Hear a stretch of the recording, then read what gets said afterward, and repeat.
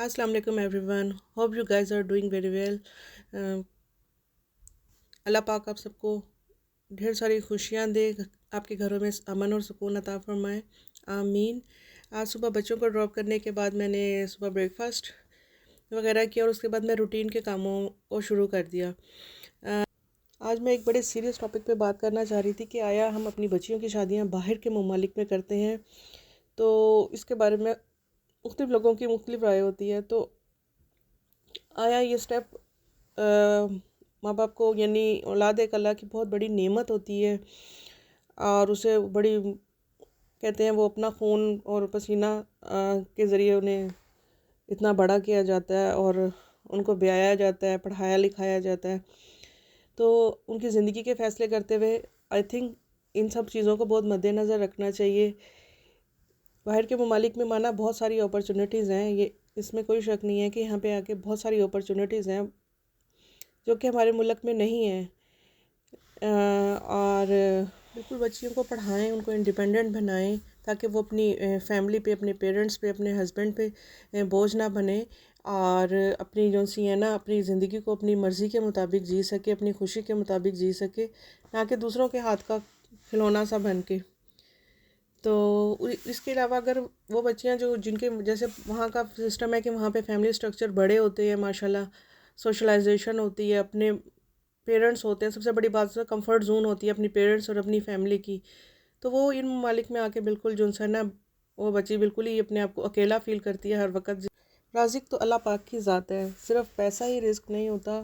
Risk में आपका अपना मुल्क भी होता है, अपने त्यौहार होते हैं, अपना कल्चर होता है और अपनी खुशियाँ भी होती हैं जो कि अपनों में ही फील होती हैं, जो आके बाहर के इन कंट्रीज़ में हमेशा ही एक खालीपन और अधूरापन ही रह जाता है। तो बच्चियों को दूर भेजना,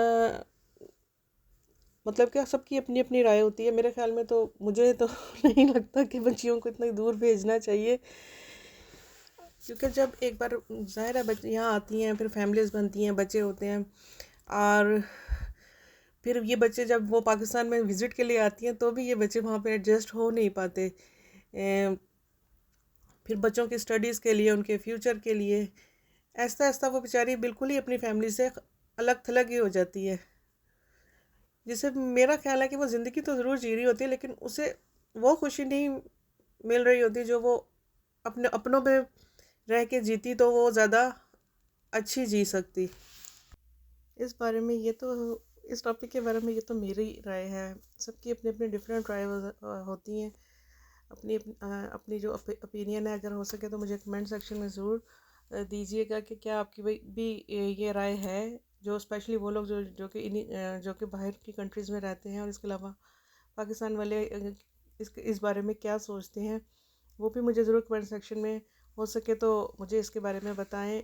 और ये जो है, ये जो छोटी सी पार्टी आप देख रहे हैं, ये मेरी बच्ची का मिनिमम डे था। तो वो मिनिमम डे में जल्दी ही घर आ जाते हैं, तो वो अपनी फ्रेंड्स को साथ लेकर आए थे। तो फिर उनके उनके लिए और उनके फ्रेंड्स के लिए हमने एक छोटी सी पार्टी अरेंज की थी ताकि बच्चे अच्छा टाइम गुजार सकें और अच्छे तरीके से खेल सकें। तो ये लोग सब बच्चे ऐसे फ़न कर रहे हैं बैठे। माशाल्लाह आज घर में बहुत रौनक थी।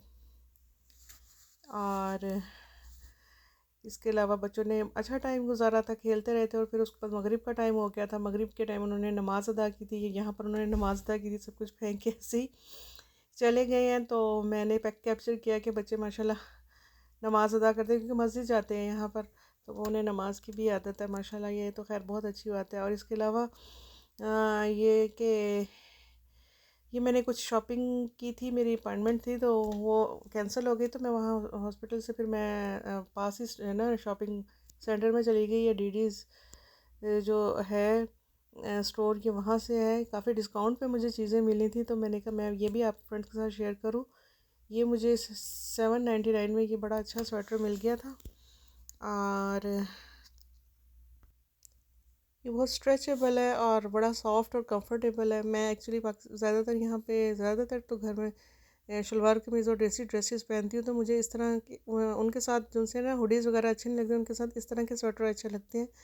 तो मैं अक्सर इस तरह की ही स्वेटर यूज़ करती हूँ।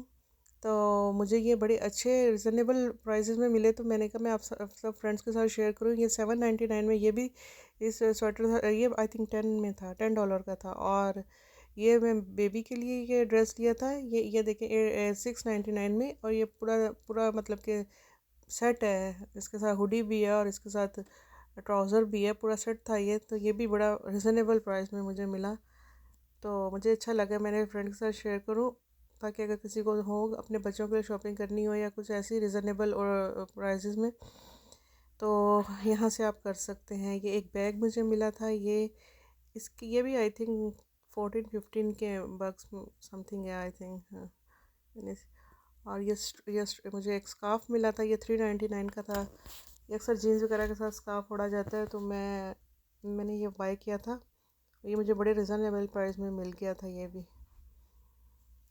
तो यहाँ पे अच्छी चीज़ें मिल जाती हैं, रोज़ से, बर्लिंगटन से, इधर से मेसिस वगैरह में भी समटाइम्स डील्स अच्छी हो तो वहाँ से भी अच्छी चीज़ें मिल जाती हैं मॉल से। लेकिन इन स्टोरों से, मार्शल से, टीजे मैक्स से, यहाँ से बहुत अच्छी शॉपिंग होती है और प्राइजेस भी बड़ी रिजनेबल होती है और ब्रांडेड शॉपिंग होती है। ये लूज़ पाउडर और विटामिन सी जो मैं रात में अपनी स्किन केयर रूटीन के लिए यूज़ करती हूँ, ये भी बाय की थी, ये बड़ी अच्छी थी यहाँ से।